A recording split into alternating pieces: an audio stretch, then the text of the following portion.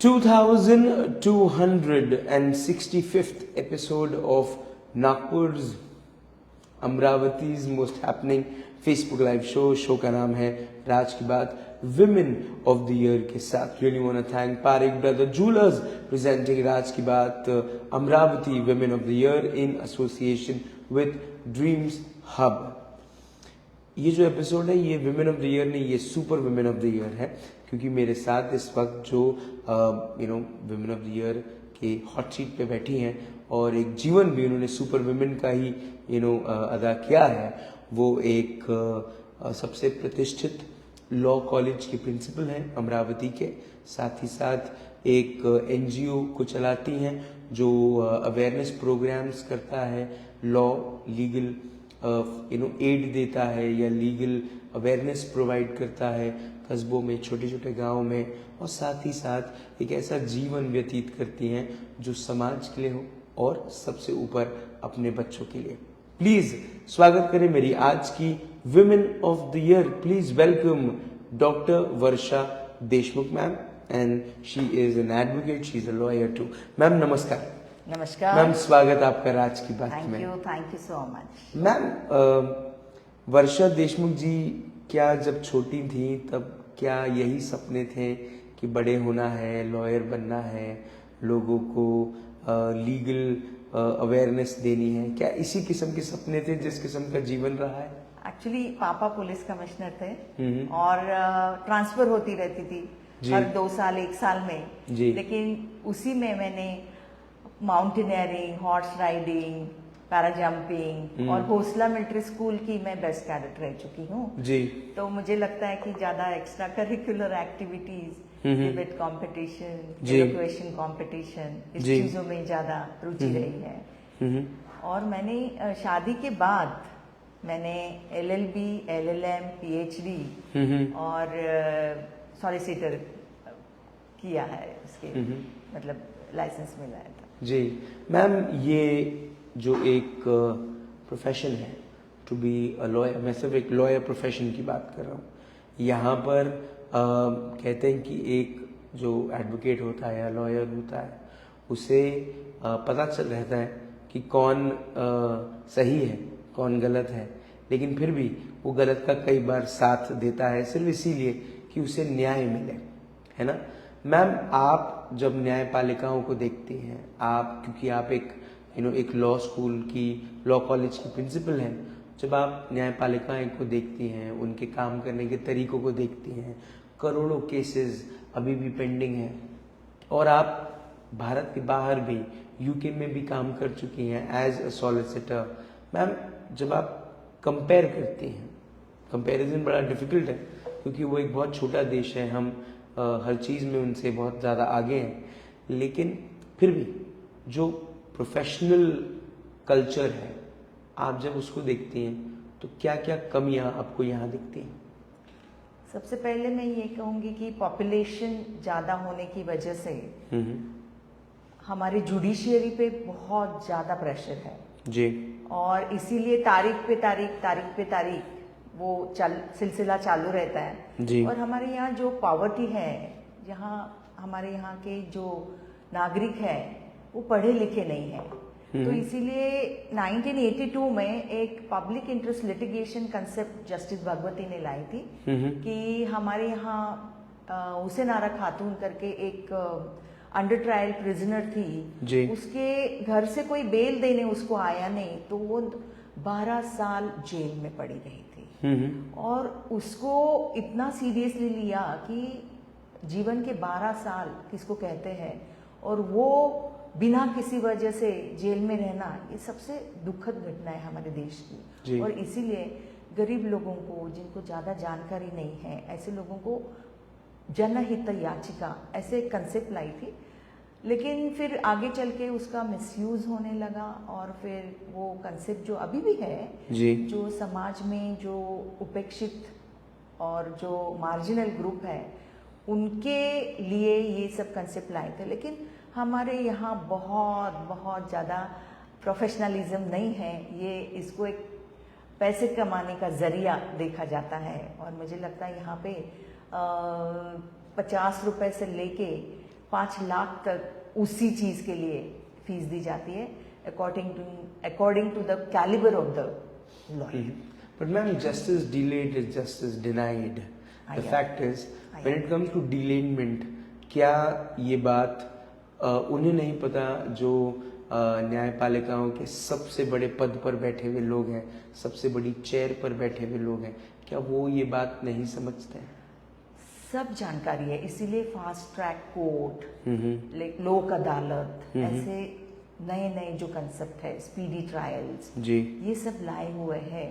लेकिन वो सबको ऐसे हमारी एक टेंडेंसी हो गई है कि चलो कोर्ट में देखा जाएगा करके जी, और वो उसके लिए इतनी पाइलअप हो रही है केसेस कि हमारा जो मैकेनिज्म है वो बहुत कम पड़ रहा है उस कंपैरिजन के वजह से. उसमें काफ़ी सारे रिसर्च हो रहे हैं, तरीके ढूंढे जा रहे हैं, और अभी भी जब हम देखते हैं कि ये फास्ट ट्रैक कोर्ट होना बहुत ज़रूरी है. जैसे कलकत्ता जो कांड हुआ है उसमें भी हम यही जनता की मांग है कि फास्ट ट्रैक कोर्ट ये आज के समाज की और आज के समय की मांग है. मैम, जब आप वकील बनी उसके बाद आपने प्रैक्टिस कितने समय तक की या नहीं की, और आप अपने जीवन को आपने आगे आप कैसे लेके गई?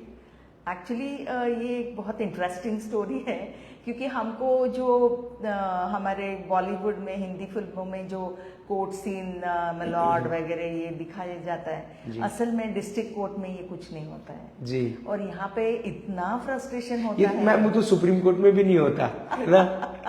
आप जज के सामने चिल्लाओगे, जज आपको अरेस्ट कर देगा. है ना. वहाँ पे एटलीस्ट सब पढ़ाई करके आते हैं और वहाँ पे तुमको तुम्हारी ब्रीफ ही इतनी तगड़ी होनी चाहिए. बिल्कुल. वो पढ़ के ही जज समझ जाता है और वहाँ मिनिमम उनको बोलना पड़ता है जी. इतना आर्ग्यूमेंट भी नहीं करना पड़ता है. लेकिन यहाँ जब हम देखते हैं कि छोटा गरीब इंसान है और वो अपना बेच बाच के कुछ आता है, फिर उसको पता चलता है मुझे अगली तारीख मिली है, और फिर क्रिमिनल केसेस में बहुत बार होस्टाइल हो जाते हैं, और इतना सब करने के बाद फिर इतना फ्रस्ट्रेशन होता है कि विटनेस होस्टाइल हो गया है और आप कुछ कर नहीं पाते हैं. तो ये सब चीजें डिस्ट्रिक्ट कोर्ट में बहुत होती है. इसके लिए बहुत पेशेंस चाहिए, बहुत लगन चाहिए.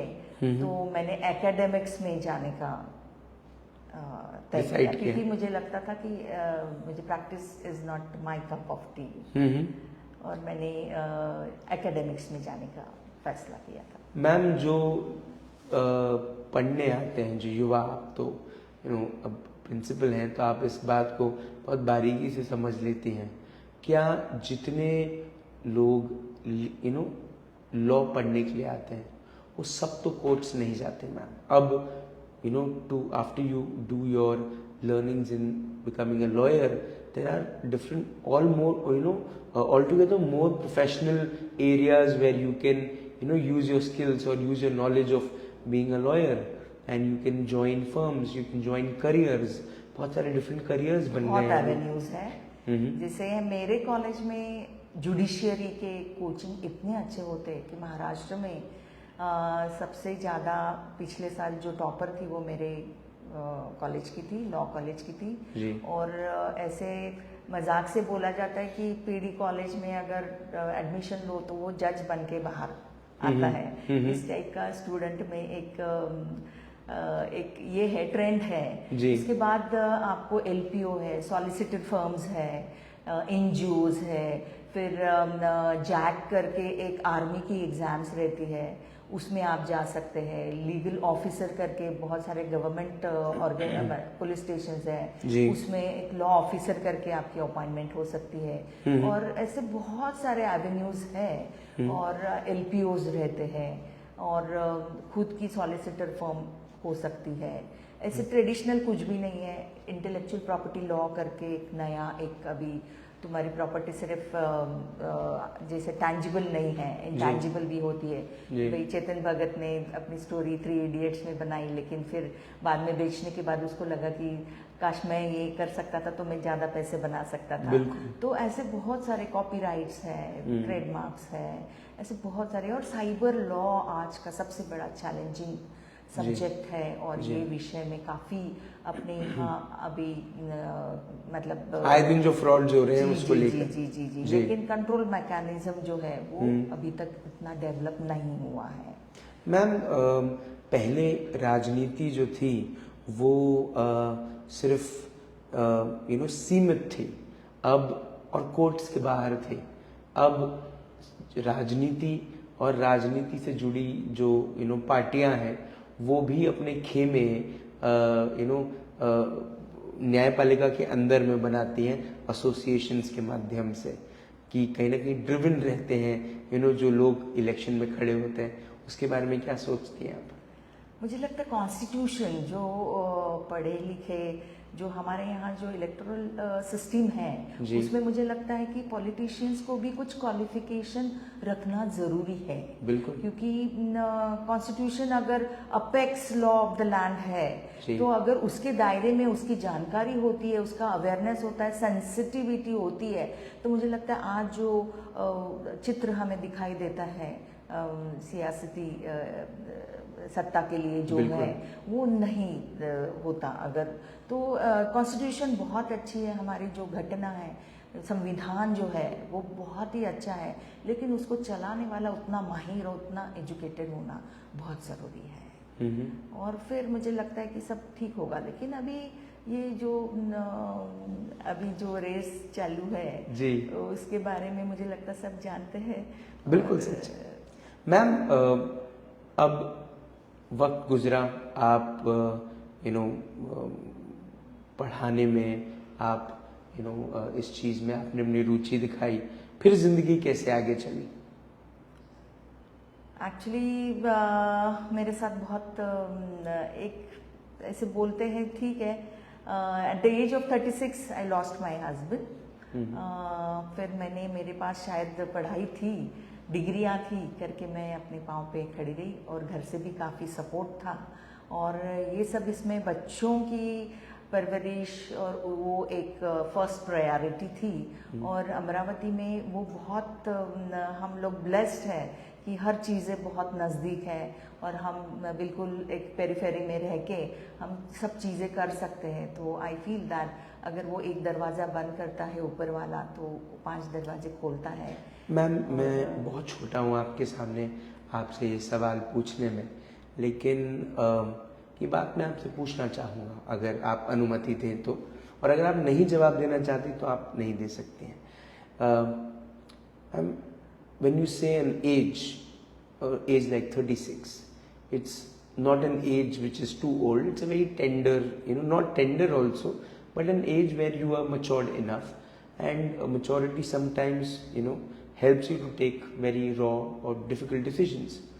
Yeah, at the age of 36, I'm sure people might have come to you and say that, why don't you remarry, or I'm sorry I'm asking you this question, ma'am. But then I'm sure people might have come to you and asked you this.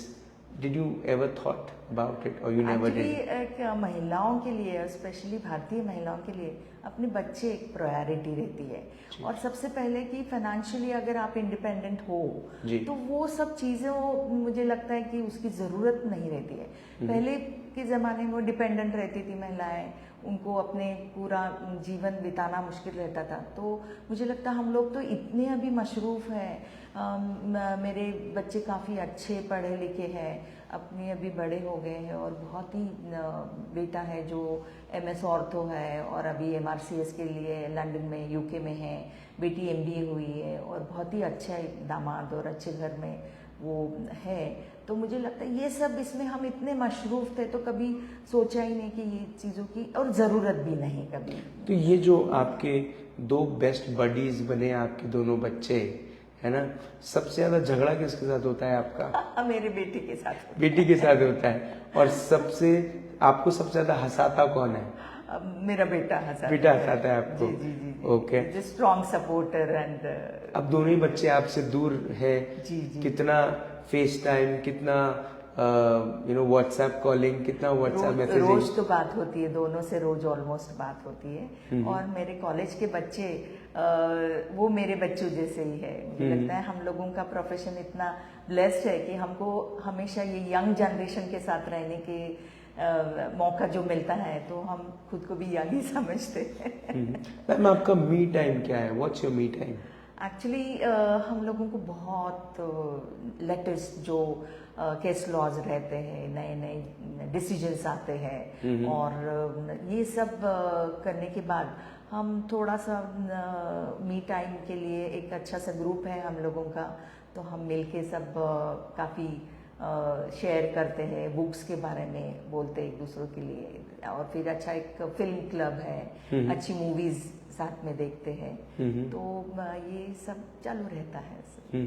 Ma'am a lot of आपके ही college की बहुत सारी ऐसी महिला professors हैं जो हमेशा सोचती हैं कि आप शॉपिंग कहाँ से करती हैं, आप उनको बताती हैं कि नहीं बताती हैं? सब हम अमरावती से ही करते हैं, क्योंकि अमरावती में ही रहना है जी। अमरावती में बहुत अच्छे अच्छे शॉप्स है, और यहाँ पे एग्जीबिशन आता है फैशनिस्टा और बहुत सारा है जी। उसमें बहुत हटके चीजें रहती है, तो जो अच्छी लगी उसको हम पिक कर लेते हैं। तो आप एग्जीबिशन जाती हैं जी मतलब? जी जी जी।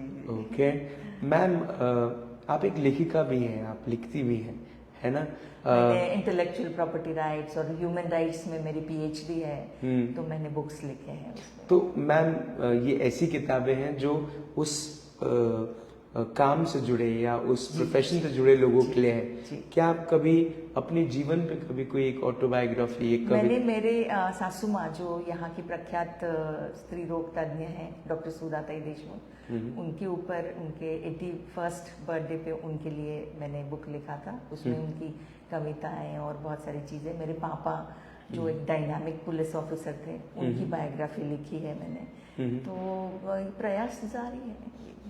आपकी भी किताब आएगी होपफुली।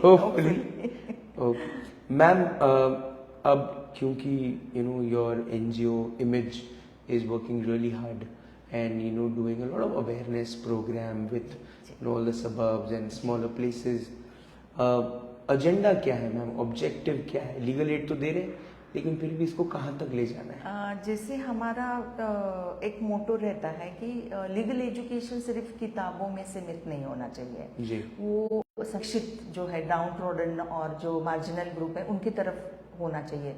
हमारे महाविद्यालय में, कॉलेज में लीगल एड क्लिनिक है, हम फ्री सलाह देते हैं। हमारे पास काफ़ी जो हमारे जब स्पीचेस होते हैं, नहीं तो अवेयरनेस प्रोग्राम, उसके बाद बहुत सारे फ़ोन कॉल्स आते हैं, और हम हमारी तरफ से कोशिश करते हैं कि भाई जितना हम कर सके समाज के प्रति। और बहुत प्रॉब्लम्स हैं, बहुत महिलाओं की प्रॉब्लम्स हैं, ना ही उनको जो अपर मिडिल क्लास है, ना किसी को बता सकती है, ना पुलिस स्टेशन जा सकती है, ना किसी को शेयर कर सकती है, लेकिन वो हमारे यहाँ आने को दे फील फ्री, और फिर हमारे यहाँ से लीगल एडवाइस होता है। फिर भी मुझे लगता है कम लोग जो है जो अदालत और ये पुलिस स्टेशन तक जाते हैं, और मुझे लगता है बहुत अवेयरनेस की ज़रूरत है। मैम फ्यूचर क्या है टू बी एक lawyer as a professional? Future क्या है? जैसे मेरे कॉलेज में तो अभी 100 वेटिंग लिस्ट रहती है 10 एडमिशन के लिए।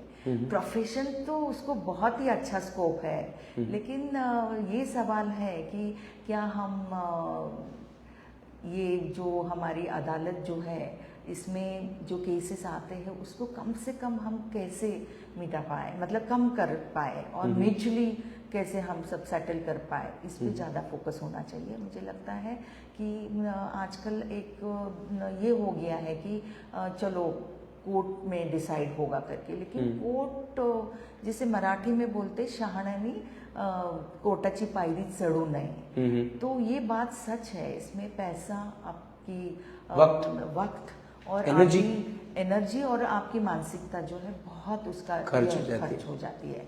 तो मुझे लगता उस चक्कर में नहीं पड़े तो ज़्यादा बेटर है। Although I am principal of law college. Ma'am, there is one court which was not that active, but with time it has now become a super active court, and that is the family court. The number of cases in India when it comes to divorces are increasing rapidly. What could be the reason, ma'am? Why there are so many divorces happening? Actually पहले एक clear cut division of work था कि bread earner है वो सिर्फ male member रहेगा और घर का जो काम है वो एक स्त्री करेगी। लेकिन जब महिलाएं भी पढ़ने लगी, हमारे सावित्रीबाई फुले ने उनके दरवाजे खुले कर दिए। जब उसको अज्ञान में नहीं रहते हुए उसको सारी चीज़ें मालूम होने लगी, वो उतनी सुधा मूर्ति का बहुत बड़ा एग्जाम्पल है। और फिर उन्होंने जब पता चला कि भाई मैं भी ब्रेड अर्नर हूँ तो मैं अकेली क्यों रसोई में काम करूँ। और हमारे यहाँ आज भी हाउस वाइफ कहा जाता है, लेकिन हाउस वाइफ से होम मेकर तक का जो जर्नी है वो इतना तय हो गया है, लेकिन हमारे यहाँ उसकी जानकारी किसी को नहीं है कि भाई एक दिन अगर हम देखते हैं कि जो वर्किंग वुमेन है अजमेर के किचन में काम करने के बाकी के काम की कितने मतलब उसका जो होम मेकर का जो खर्चा है वो कितने उसमें गिनती नहीं हो पाएगी अगर पैसों में अगर हम गिनती होती है तो। और बच्चों का परवरिश ये वो अगर म्यूचुअल अंडरस्टैंडिंग है उसमें तो बहुत ही, लेकिन मुझे लगता है कि महिलाएं वो सब हद पार कर चुकी है। उसने अपने रोल जो अपनी भूमिका है बहुत सक्षम रूप से आगे कर पाती, लेकिन पुरुष जो है वो अपने सर्कल के बाहर अपने क्षेत्र के बाहर जाने की मतलब वो नहीं है। वो ईगो जो है मैं शावनिस्ट टेंडेंसी जो है हमारे यहाँ वो बदले तो मुझे लगता है सब ठीक हो जाएगा, लेकिन अभी भी वो म्यूचुअल अंडरस्टैंडिंग नहीं है और इसीलिए मुझे लगता है कि डिवोर्सेस ज़्यादा हो गए and the marriage institution is in danger बोला जाता है, लिव इन रिलेशनशिप का खतरा है और बहुत सारे चैलेंजेस है, लेकिन उसको सॉल्यूशन ढूंढना है। ना ही महिलाओं ने साथ के पहले घर पे आओ ना ये करो, we have to focus on the solutions. Ma'am अब the journey had a lot of things. अगर मैं आपकी एक पूरी की पूरी कहानी देखूं तो उस कहानी में आपने बहुत कुछ पाया, बहुत कुछ खोया, लेकिन बहुत कुछ दिया भी जो ज्ञान रूपी हो, सपोर्ट रूपी हो। हम अलग अलग तरीके से उसको कह सकते हैं कि जब आपने समाज कार्यों से जुड़कर बहुत सारा काम भी किया है। अब आगे क्या, what's in the bucket list? मुझे तो लगता है कि अभी तो नापी है मुट्ठी भर जमीन, अभी पूरा आसमान बाकी है जी। जब आप देखते हो ग्राउंड लेवल पे देखते हो और तो इतने सारे काम हैं बच्चों के लिए, बहुत सारे काम हैं। एक जुवेनाइल जस्टिस का भी अगर हम काम देखते हैं तो इतना सारा, अभी पॉक्सो के लिए हम बहुत सारा काम कर सकते हैं, अवेयरनेस कर सकते हैं। तो मुझे लगता है कि लाइन बहुत बड़ी है, बहुत बड़ी है। मतलब एक भी सेगमेंट अगर हम लेते हैं चाइल्ड का तो भी बहुत, उसमें रिमांड होम्स है जिसको चाइल्ड केयर होम बोलते हैं, उसकी स्थिति आप देखेंगे तो आपको रोंगटे खड़े हो जाएंगे कि छोटे छोटे बच्चे हैं, उनका कितना एक्सप्लॉइटेशन होता है, कितना ये है। तो मुझे लगता है करने वालों को बहुत सारा काम है, बहुत काम है। Sky is the limit. Ma'am जिंदगी की, अगर ये मेरा आखिरी सवाल होगा, कुछ इंटरव्यूज में ख़त्म नहीं करना चाहता, उसमें से ये एक इंटरव्यू है। मैम अगर जिंदगी की सुनहरी किताब लिखी जाती, उस किताब के सुनहरे पन्ने पर ये नाम लिखा जाता, डॉक्टर वर्षा देशमुख, ब्रैकेट में एडवोकेट डेफिनेटली, तो उसके नीचे कौन सा ऐसा कोट या कौन सी ऐसी बात लिखी रहनी चाहिए जिसे पढ़ने के बाद लोग आपको हमेशा फॉलो करें, याद करें? मुझे लगता है मंजिलें, मतलब दिल चाहे चीज़ें, मंजिलें उन्हीं को मिलती है जिनके सपनों में जान होती है। पंख होने से कुछ नहीं होता, हौसले से उड़ान होती है, हौसले से उड़ान होती है, और वो हौसला आखिरी दम तक बरकरार रहे, यही मैं सबको कहना चाहूँगी। मैम आपकी बातें, आपकी जर्नी, आपका समर्पण समाज के प्रति, अपने काम के प्रति, अपने बच्चों के प्रति, और वो बच्चे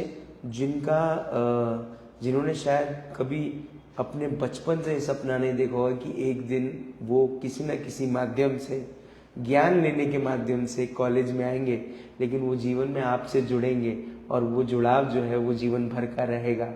आप एक बहुत बड़ी इंस्पिरेशन है।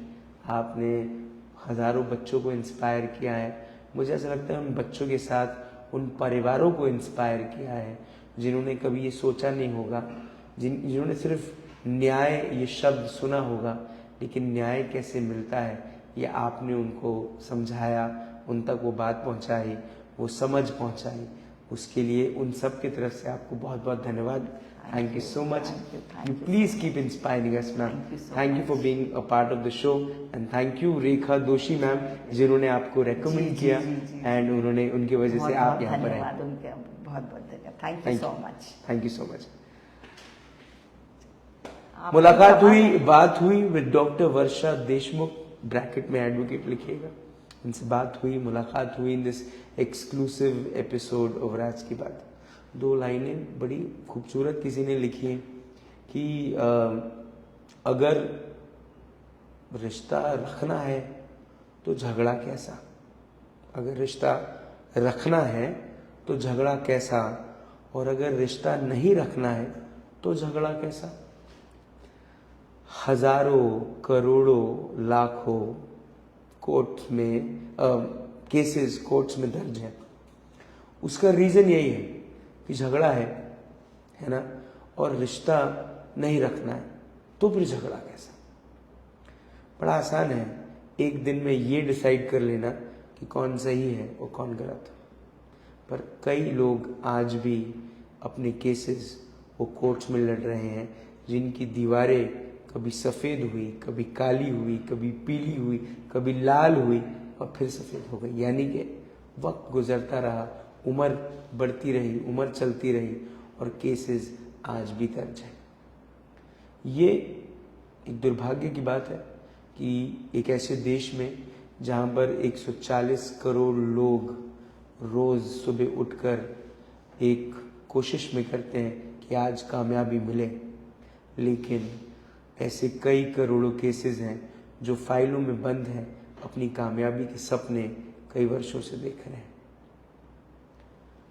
मुझे पता है ये बात कहना बड़ा आसान है, लेकिन न्याय करना इतना डिफ़िकल्ट नहीं। मैं मानता हूँ डिफ़िकल्ट नहीं है, अगर जो ऊपर बैठे हैं उनको पता है कि डिफ़िकल्ट नहीं है, बट पता नहीं कौन से कारण है जो उनको पेंडिंग करता है, पेंडिंग रखता है। कई सारे लोग ऐसे दुनिया में आते हैं जो पर्पस ऑफ लाइफ लेकर आते हैं। हम हर कोई, हम सब जन्मे हैं विद पर्पस ऑफ लाइफ, लेकिन कई सारे लोग उस बात को इतना सीरियसली लेते हैं कि वो अपने रोज़ सुबह जब उठते हैं तो इसी चाह से उठते हैं कि उनका आज पर्पस ऑफ लाइफ पूरी तरीके से पूरा हो। लेकिन ईश्वर उन्हें फिर आयु प्रदान करता है और कहता है कल सुबह तुमको फिर उठना है। डॉक्टर वर्षा देशमुख उन्हीं में से एक है जिनको ईश्वर लंबी आयु दे रहा है, बहुत सारी समझ दे रहा है, बहुत सारा बहुत सारी शक्ति दे रहा है कि वो आज समाज में बहुत सारा अच्छा काम कर रहे हैं। आपसे फिर होगी मुलाकात इन राज की बात। तब तक आप अपना ध्यान रखें, सुरक्षित रहें, स्वच्छ रहें, स्वस्थ रहें, मस्त रहें, खुश रहें, व्यस्त रहें, परिवार के साथ एक अच्छा वक्त बिताएं।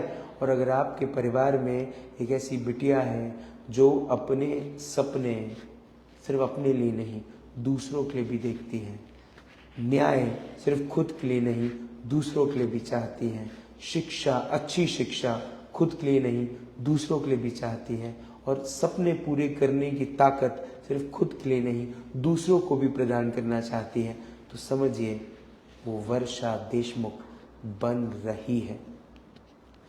वर्षा, the rainfall, if it's good, it brings happiness and joy, and this Varsha is all about that. जिंदा रहें, जय हिंद। बहुत बढ़िया रहा। और एक